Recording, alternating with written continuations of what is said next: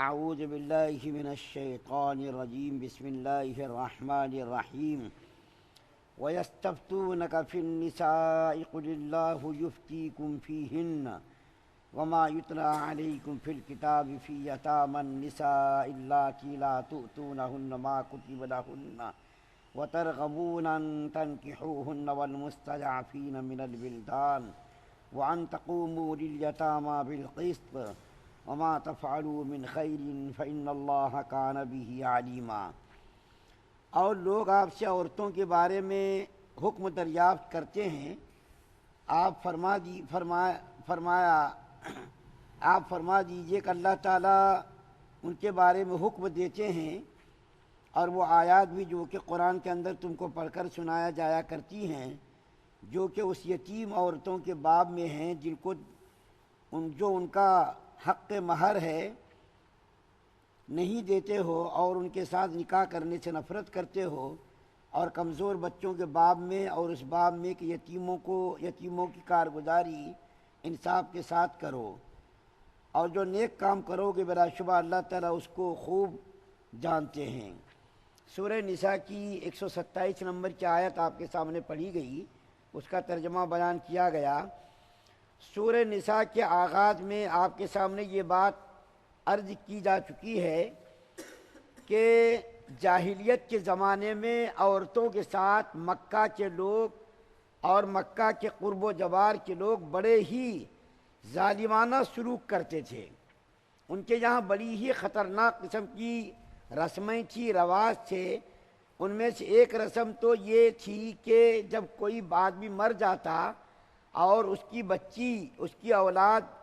کسی کی پرورش میں آتی تو پرورش کرنے والے ان کے ساتھ بڑے ہی ظالمانہ سلوک کیا کرتے تھے۔ ان بچوں کے ساتھ ایک سلوک تو یہ کیا جاتا تھا کہ ان کا وراثت کے اندر جو حق ہوتا تھا اس کا حق وہ لوگ نہیں دیتے تھے، اس کا حق مار دیتے تھے۔ دوسرا ظالمانہ سلوک یہ کرتے تھے وہ لوگ کہ جب وہ بچی جوان ہو جاتی تھی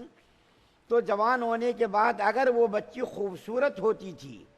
تو اس کے ساتھ نکاح کر لیتے تھے اس کا مال رکھنے کی نیت سے، اور اگر وہ بچی بدصورت ہوتی تھی تو اس کا نکاح دوسری جگہ وہ لوگ نہیں کرتے تھے۔ مقصد ان کا یہ ہوتا تھا کہ اگر ہم نے اس کا نکاح کسی اور جگہ کر دیا تو مال بھی اس کے ساتھ چلا جائے گا۔ ایک ظالمانہ سلوک ان لوگوں کا یہ بھی تھا کہ ان کے ساتھ نکاح کرنے کے بعد ان کا دیر مہر وہ لوگ نہیں دیتے تھے، تو یہ ظالمانہ سلوک۔ تو جب یہ اللہ تعالیٰ کی طرف سے قانون اور یہ حکم نافذ ہوا تو بہت سارے صحابہ کرام اس انتظار میں تھے کہ یہ قانون کہ دین مہر ان کا دے دو اور ان کے ساتھ نکاح کر لو، اور اگر تم نکاح نہیں کرتے تو کہیں دوسری جگہ ان کا نکاح کر دو،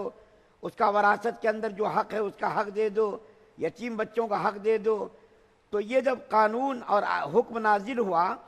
تو مکہ اور اس زمانے کے جو لوگ تھے، بہت سارے صحابہ کرام اسلام قبول کرنے کے بعد بھی اس انتظار میں تھے کہ شاید یہ قانون منسوخ ہو جائے گا اور یہ قانون منسوخ ہو کر کے پھر دوبارہ پرانا قانون اس کے اوپر ہم عمل کریں گے۔